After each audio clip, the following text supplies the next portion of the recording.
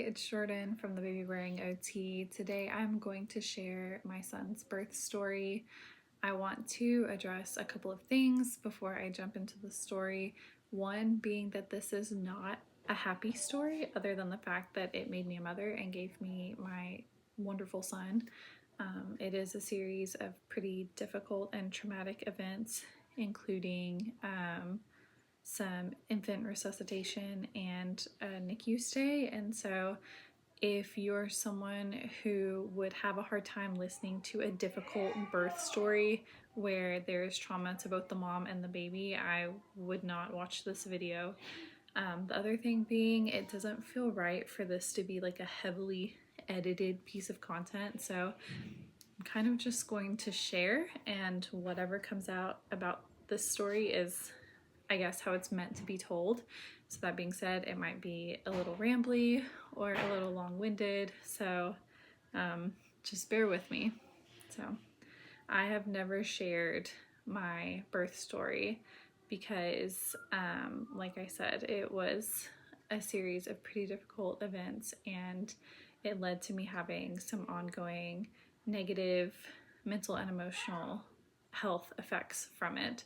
And so while many people shared their birth story much sooner than 2 years postpartum, this is when I feel ready to share. And I am in a good headspace about it now. I went to a lot of therapy and, had a lot of great discussions with my husband, and I think time helped too. So if you're in a similar position where you had a traumatic birth, I highly recommend therapy, but also talking to anyone else who might have been present and doing whatever work you need to do for yourself to feel better. And also just know that time helps a lot. Probably for the first year of my son's life, I couldn't think about his birth or talk about his birth for very long because I would start crying and I would have flashbacks and it would derail the rest of my day. So I am in a much better headspace now, but just know that if you are not where I'm at, if you're more recently postpartum or you're still in the thick of the trauma, know that it can get better. But okay, let's jump in. Before we get started, I guess I should tell you a few things about my life at the time so that parts of this story make sense. The first being is that I was working full-time as an occupational therapist in a clinical setting, and we'll get to that in a minute. The other thing that you should know is that at the time I had a senior cat. Her name was Buttercup. She was 14, and she was one of those pets that's just your soulmate pet, right? We love all of our pets, but then there are those pets that are just really, really special. She was that pet for me. She had been through undergrad, grad school, my entire relationship with my husband. We had lived in multiple apartments in different cities and states together. So Buttercup is a key player and a sentimental part of this story, and you'll see why in a second. But let's start the day before my son was born. So we're in March 28th of 2023. And I worked an entire 8-hour shift that day, lifting patients, transferring patients, was on my feet the whole day because that was my job at the time. And part of my day included having a discussion with HR about if I was starting my maternity leave on the 29th or not, because my son's due date was March 29th, and that was when I was planning to start maternity leave. But when it got to the end of the workday that day, I was still pregnant, as oftentimes first-time moms go a little bit past 40 weeks. So I was still pregnant and had this whole conversation about well, I'm not starting my maternity leave because it's 6 to 8 weeks unpaid. I'm not doing that while I'm still pregnant, so I will be at work tomorrow. And I left work just feeling exhausted and kind of defeated. I knew that it was really likely that first-time moms, went past 40 weeks, but I also was just really tired of working while heavily pregnant and was ready to meet my son. And so I was just kind of in this funky headspace of okay, I'm going to be pregnant for longer than 40 weeks, and here we go. And so my husband, to cheer me up that night for dinner, got Indian food from our favorite restaurant. I had paneer masala, and that will come into play later, but I had paneer masala, and we watched a good TV show and like went to bed like normal. And I had been having contractions on and off for like a couple weeks, usually when I overdid it at work, and they never mounted into anything consistent or kind of anything that felt worthwhile or important. So I had sporadic contractions that evening, but nothing major.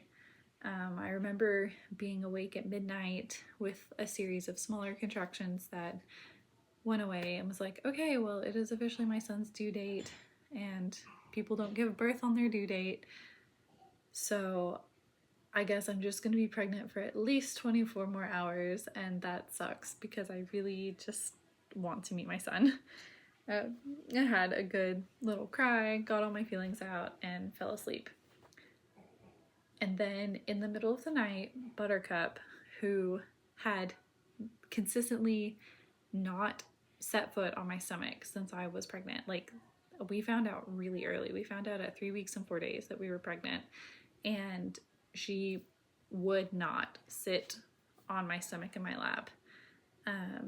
She was curled up on my back, which is where she usually slept. I had like the big pregnancy pillow, and she would curl up on the other side, on that side of the pillow. And so she was curled up there, and at some point I'm deep asleep, and all of a sudden Buttercup jumps on my stomach, and not like an accidental jump, like jumps, is like pushing on my stomach. And I, of course, like wake up and I'm like, what are you doing? Like, get off of me. Like, why are you doing this? And so, you know, I was feeling really frustrated because I'd finally fallen asleep, and, you know, I just was like, what is she doing? Like, what is this weird cat doing? Like, why? What is this? What kind of behavior is this?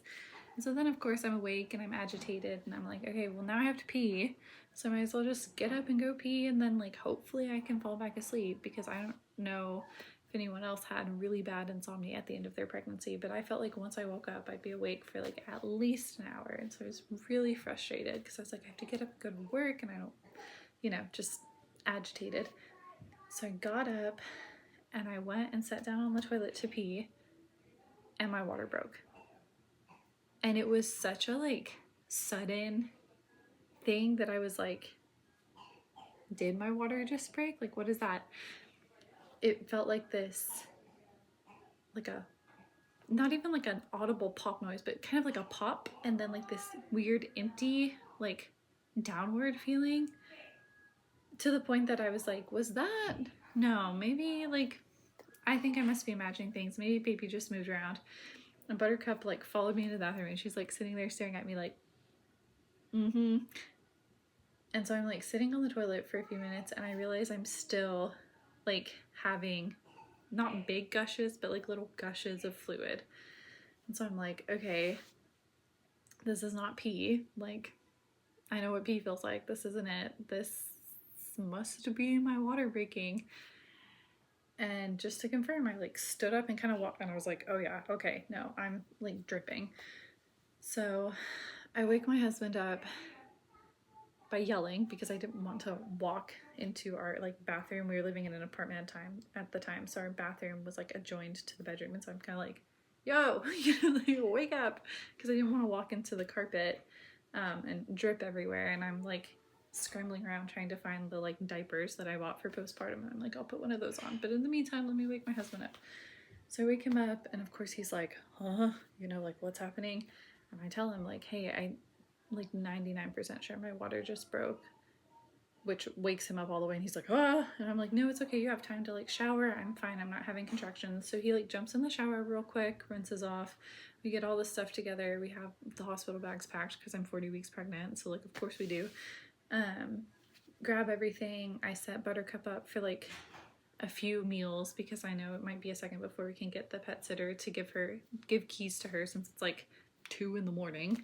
So I set Buttercup up with some stuff, make sure everything's okay, and then we get in the car to go to the hospital. At this point, like, I'm having no contractions yet, just leaking. And so we get in the car, and it's like be like a 15 to 20 minute drive to the hospital.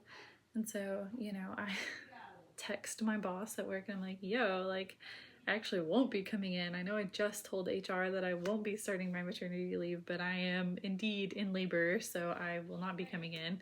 And, you know, we call our parents. My parents live out of town. His parents live out of town. His parents were already planning to fly in, but mine are driving distance. And so we call them and wake them up and we're like, hey, like, no reason to head this way now. Just letting you know, like, my water broke. We're on the way to the hospital. We'll keep you posted, essentially. And somewhere into the drive, pretty quickly, I start having really intense contractions, like 0 to 100. They are super painful, super intense, and they are like very close together. I mean, we're talking like 1.5 minutes, just one right after the other, to the point that like I'm sitting in the car, you know, kind of like twisting around and being like, I wish I could unbuckle and like move around, because I just don't want to be sitting in the same position. I want to be like moving. But they're uncomfortable. Like, I'm like, okay, these are definitely real contractions. Like, these are not the things I've been having for the past few days. These are real. But they were fine. Like, they were still spaced out enough that I had time to kind of breathe and recover and like go through my affirmations and everything that I had, you know, planned on doing when we like took our birthing classes and I did all my research and everything. So we go to the hospital and we go up to the triage for labor and delivery. And as we're in the elevator, I'm starting to be like, okay, these are like not feeling great at all. Like, you know, we get up to the desk and she's like, oh, do you think you're in labor? And I'm like, well, my water broke and I'm, so yeah, I think I'm in labor. They're like, okay, let's get you checked in, hooked up to the monitors, blah, blah, blah. They get me hooked up and they're like, oh yeah, you're like having contractions every 2 minutes at this point, pretty regularly. They check me. I'm still only like 2 centimeters dilated, which is where I had been sitting for a couple weeks. But the contractions were very intense and I was still having like small leaks of fluid every once in a while. And so they get me into a room. Our hospital had the option for these like water suites that had these really nice huge tubs, and I love taking baths, and so I knew that I wanted one of those rooms if they were available, because that was going to be one of my pain management strategies, was to be in the tub, to the point that like my husband had packed swim trunks so he could like get in the tub with me and, you know, be there and do the hip squeezes and everything. And so we were lucky enough to get one of those rooms. We get in, we meet our nurse, and you know, my husband's like, okay, I'm gonna turn the tub on because I know you said you wanted that, so I'm gonna get that started. It's gonna take a minute to fill up. It's a big tub. What do you want to do in the meantime? And I decide to go sit on the toilet because I'm like, I don't want this diaper on anymore. Like, I want to be able to like move and sit and do things. And I knew that like the toilet was a good place to sit. And so I go in there and sit, and it feels like 1,000 years of me just sitting in there alone while my husband's filling up the tub. And at this point, my contractions are starting to come like very, very rapidly. It felt like at least every minute I was having a contraction. And it got to the point where I was really struggling mentally, because I had told myself like I had all these strategies. I had I'm like, okay, I'm gonna use the comb, I'm gonna breathe, we're gonna do hip squeezes, I'm gonna have a sip of water in between and mentally reset, and I'm gonna be in the tub. And my contractions were happening so fast and so frequently that I felt like I had no chance to recuperate. There was no like mental resetting, there was no taking a sip of water. It was just me like in this haze of like, ow, okay, ow, like having a bad time. And I could feel myself tensing up, which I knew was bad. Like, I know that I wanted to be relaxed and like breathe through everything and let my body do its thing, but I was struggling so much with how fast the contractions were coming and without any break to reset that I could just feel myself like starting to like become more like ow, ow, ow, ow, and like tensing up instead, and just mentally like anticipating the fact that they were going to keep coming and they were going to hurt. In reality, I think I sat on the toilet for maybe 5 minutes by myself before my husband came in and was like, hey, the bath is good enough. Would you like to get in? I can tell that you're like struggling. I'm like, yes, the bath will help. And so I get in the bath and it's just not doing it for me. Like, it felt good to be in the bath. I like being in the bath, but it's not doing anything to like mentally help me with the pain. It's not helping my body relax. I think once I got caught up in the spiral of like dreading the fact that I was just in a constant state of contractions, it was really, really hard to get myself back out of that when there was no break to reset. And so at this point, I'm like moving around a lot in the tub. The nurse is like, you know, you can do what you want, but like you're kind of making me nervous with this being a tub and like how much you're like moving around. You don't really seem like you're okay, you know? And so they offer me Tylenol and I'm like, yeah, sure, Tylenol, fine, whatever. And I take the Tylenol and I continue to try to labor in the tub. But at this point, my contractions were happening so close together that like by the time I felt one leave the bottom of my uterus, the next one was already at the top. And so it just felt like I was just constantly contracting and I was exhausted and I was in pain. I was tensing up. It just felt like everything was going sideways and going wrong. And my husband was doing everything he could. He was doing the hip squeezes. He was like offering me water. He was, you know, trying to like be there and help. The nurse was sweet. She was trying to help, but I just like was not doing well. And I could feel myself kind of starting to have this like out of body experience where I just kind of had to like go numb and like drift away from what was happening because mentally I just couldn't stay like fully present anymore. And I labored like that for that's the one thing about my labor. I don't have a good grasp on time. I know what time we went into the hospital and I know what time my son was born. So I can sort of put together a timeline, but honestly, these are guesses. I think I labored like that for around 4.5 or 5 hours because I know we went in somewhere around 3 and shift change happened and I was still laboring like that, and shift change happened at 6.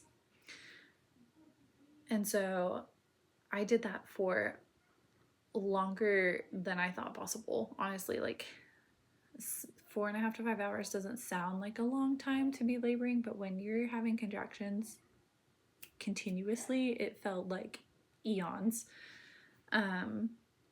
So I just struggled for like hours, and eventually the nurse that had come in during shift change was like, do you want an epidural? And I had originally wanted to have a natural labor, but after hours of doing that, I was like, yes, I want an epidural. Like I can't do this. I'm not enjoying this. This is not helpful. I am tense. I am stressed. I am just like having a really bad experience here. So I think like for my well-being, an epidural sounds great, even though that wasn't my original plan. And so she's like, okay, well, if you're gonna have the epidural, like we need you to get in the bed. We need to hook you up to the IV. We need to, you know, blah, blah, blah. And so I'm like, fine, like whatever. At that point, I was so exhausted that I didn't even ask about like options for positioning or like anything. I was like, cool, get me an epidural. While we were waiting for the epidural, I started feeling really nauseous and ended up throwing up. And the nurse like looked at my throw up, you know, that went everywhere, and it was masala colored, like this nasty like red, and she was like, what did you eat? You know, like, is this blood? And I said, Indian food. And this is like one of the only funny moments of my birth story. She said, why? And I said, I didn't think I was gonna give birth today. It's my son's due date. Like, had I known I was gonna go into labor, I would have picked something else to fuel my body. But girl, like, no one gives birth on their due date. So I had Indian food for dinner, and then I didn't eat anything else. I had Indian food like 12 hours ago, you know?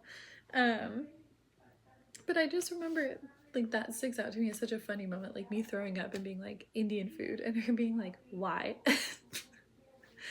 But so I puked, waiting for the anesthesiologist to come in, and the anesthesiologist comes in and they're like telling me, you know, we will do your epidural in between contractions. Like, you let me know when you're having one, and then we'll go for it, and then by the time you have your next contraction, the epidural will be there. And I just remember being like, no, like, that's not gonna work. But I think out loud what I said was, mm-hmm. And as the anesthesiologist is like prepping everything, setting everything up, like, you know, cleaning my back off and all of that, she realizes that I'm having continual contractions, like back to back to back. And she asked the nurse, is she on Pitocin? If so, can we turn it down?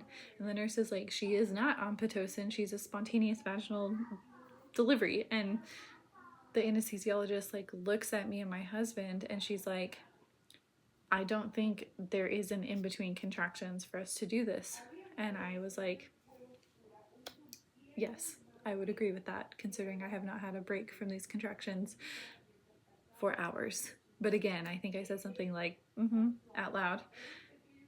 And she looks at my husband and she says, the only way she's getting an epidural is if we can hold her still. Are you okay with holding her, basically holding her down? And he like looks at me and I'm like, you know, like, please, please, like anything to make this stop happening right now.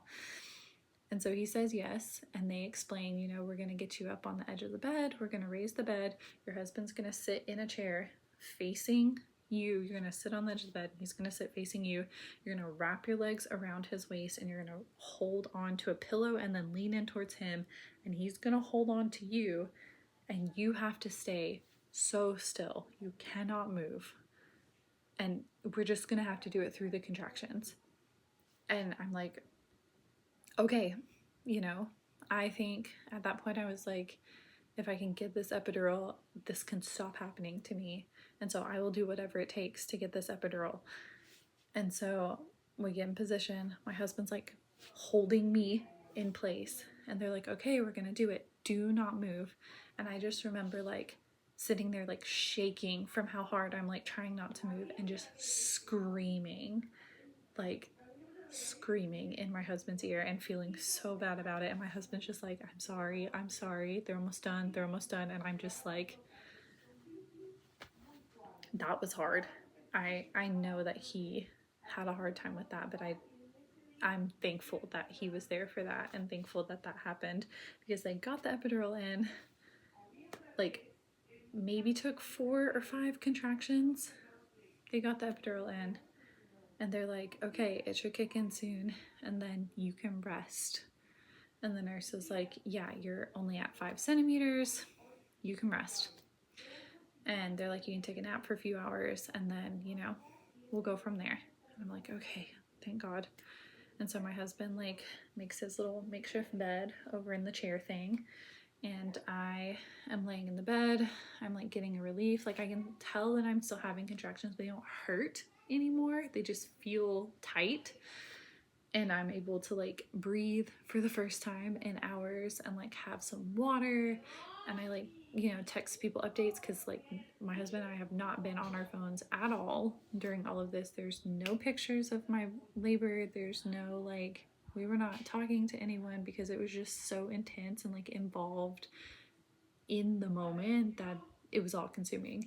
And so I'm like texting people, you know, like texted the pet sitter, because at that point it was sometime in the morning, you know, maybe 8 or 9, sometime around there. The sun was up, it was daytime.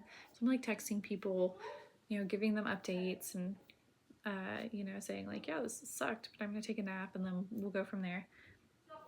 And after about 15 minutes of that, of just like having some relief, and like my husband passed out immediately. I'm sure he was exhausted. He's like snoring in the chair next to me. That's one of the only pictures I have of my entire birth was he took a selfie at the beginning before the contractions started. I have a picture of him asleep in the chair, and then we have the pictures after my son was there.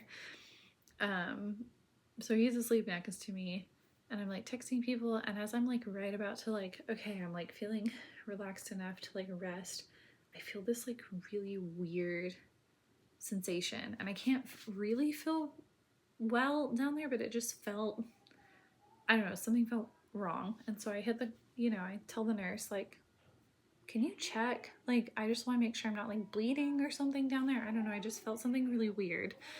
And she's like, yeah, let me look. And she looks and she goes, yeah, you're fully dilated. We have to start pushing. I'm sorry. And I broke down sobbing because I was like, I was supposed to get a break. I was supposed to rest.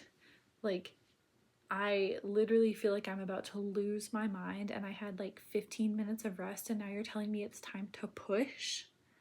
And I woke my husband up like sobbing, like, it's time to push. I can't do this. Like, I need a break. I need a break. And she's like, I'm sorry. Like, we have to get the baby out now. Like, he is coming.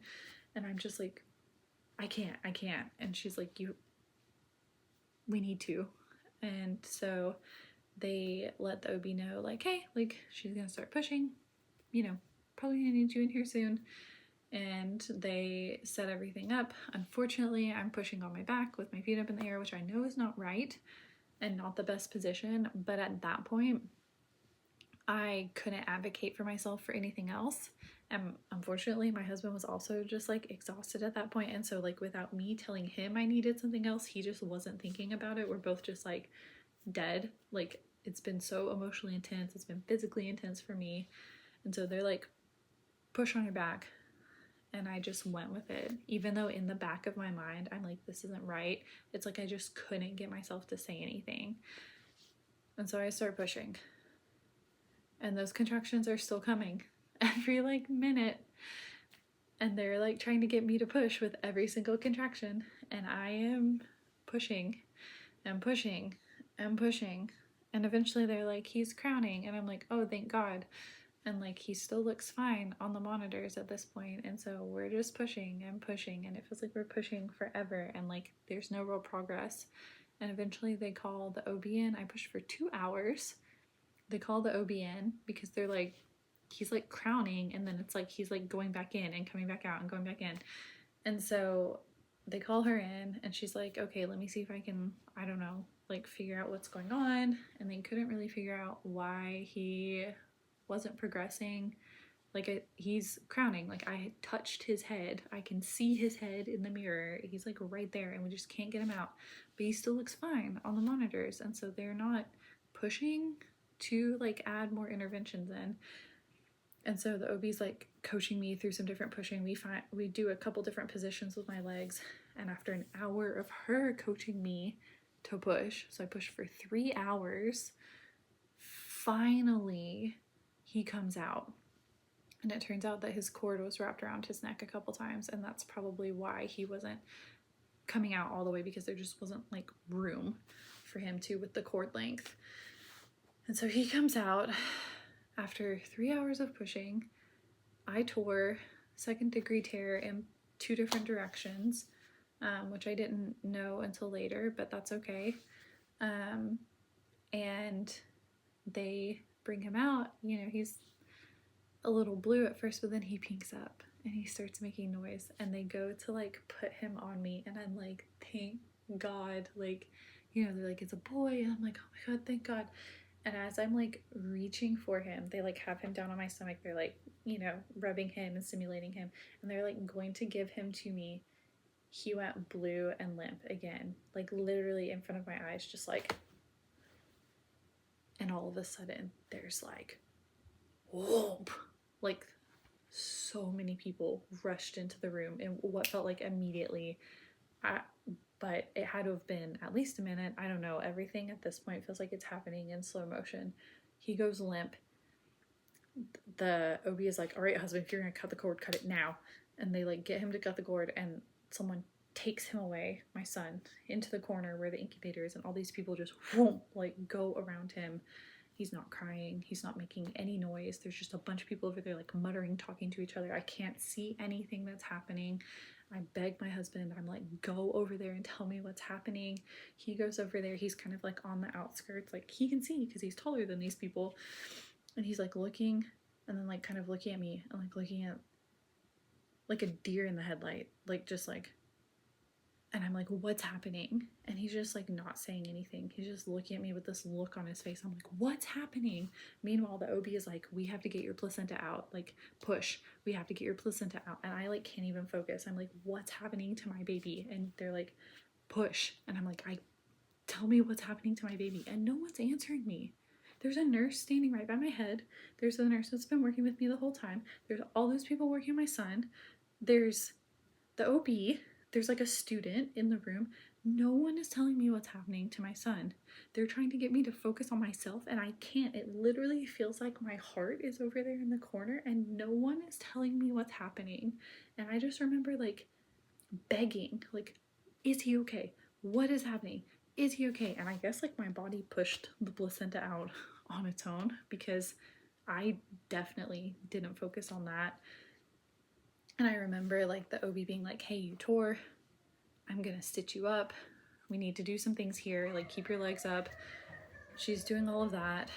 And meanwhile, it feels like it's been 1,000 years. I think it was in reality, maybe 10 minutes, but no one is telling me what's happening with my son. Even my husband is just, and he's just like looking at me, and I don't fault him at all. Like, I don't think he knew how to explain what was going on. And I think like with how scary it was, he didn't want to tell me what was going on. I don't fault him at all, but like one of those nurses should have told me what was going on, because I'm just like sobbing, crying, begging, like, someone tell me what's happening with my son. Is he okay? Is he okay? Is he okay? Is he okay? You know, still like feet up in the air, naked, all these people in the room. And it just felt like forever. Like I said, I think it was maybe 10 minutes based on the timeline, but I just remember begging and begging and begging. And eventually, like, I hear my son cry again. And they start saying, like, oh, and then they do all the normal things, like they weigh him and blah, blah, blah, and they're like taking measurements. And it turns out, like, while they were trying to get me to focus on myself and birthing my placenta, and there was like some bleeding and things going on, they were resuscitating my son over in the corner, and my husband watched that happen. He was standing there watching them resuscitate our son, and that's why he didn't say anything to me, because how do you look at your wife who is still like in the process of finishing birth and say like they're resuscitating our son? Like, he's not technically alive right now. You know, I don't fault him at all, but like, you know, and I don't know. I think in my head that it would have helped me to know that, but maybe it wouldn't. Maybe that would have absolutely shattered me. So I don't know. But I just remember like being so like scared and full of rage and feeling so helpless and like laid bare, like physically and emotionally. And so eventually they bring him over to me. I can see that he's like kind of breathing weird, like, and they have him all wrapped up and they hand him to me, and I'm just still like sobbing and like shaking.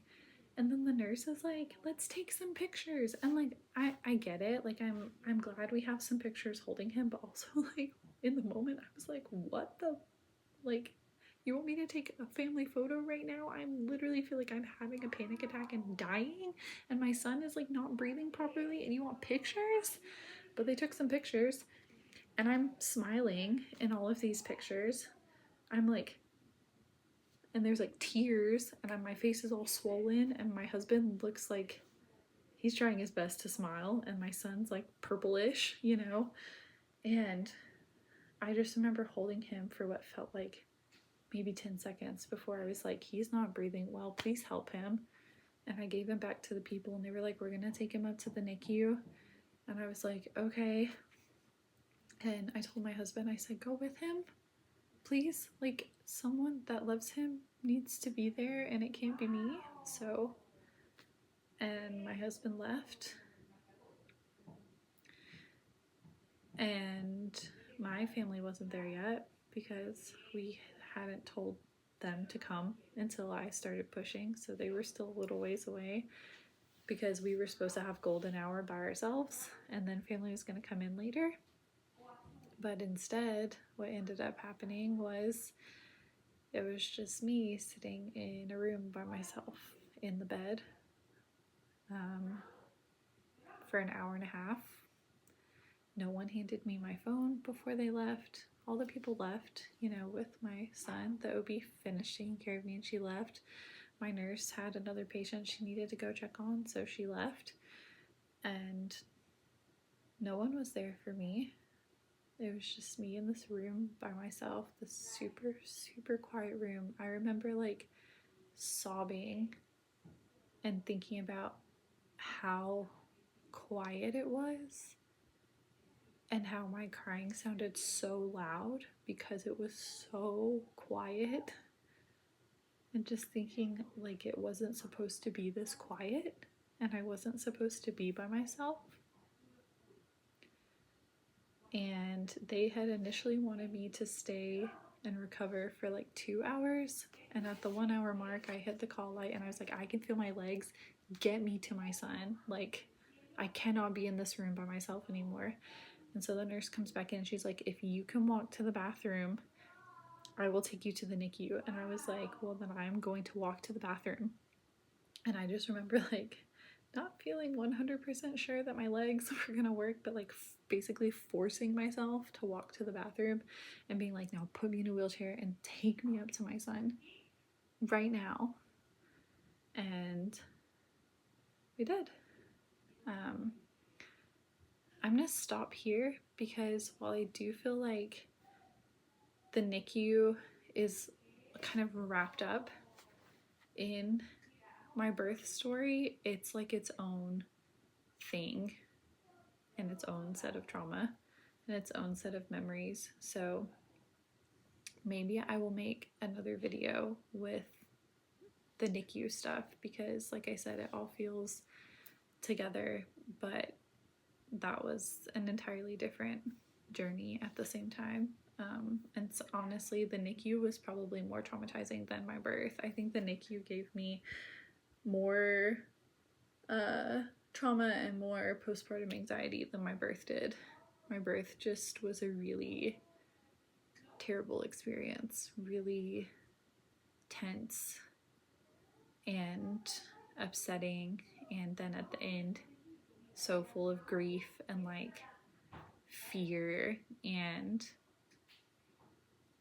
you know, 2 years in, I have come to terms with the fact that like my birth story will never be something that I'm happy about, again, other than the fact that it gave me my son. But I also don't sit here and play the like, oh, this could have gone differently, I wish I had done, I wish I had done, I wish I had done, because you can drive yourself crazy doing that. Looking back and saying, I should have asked to change positions, I should have not taken the epidural, I should have done this, I should have done that, I should have asked for them to put him on my chest and see if he perked up. You know, like you can drive yourself crazy with that. Yeah, so that is my birth story for my son. And like I said, if it would be helpful to hear the NICU stuff too, I'm happy to talk about that. But I think that just for the sake of the fact that this is like 30 minutes of rambling already, and it's just kind of a separate event that goes with but isn't birth anymore. But yeah, if there's interest in the NICU stuff, or if that would be helpful to hear, because part of the reason I'm sharing this is because a lot of other moms said that it would be helpful to hear like a not happy birth story because they also didn't have a happy birth story, and it feels like sometimes all you hear are the happy ones. So if it would be helpful to hear the NICU things too, I'm happy to talk about that as well. But yeah, that is my son's birth story.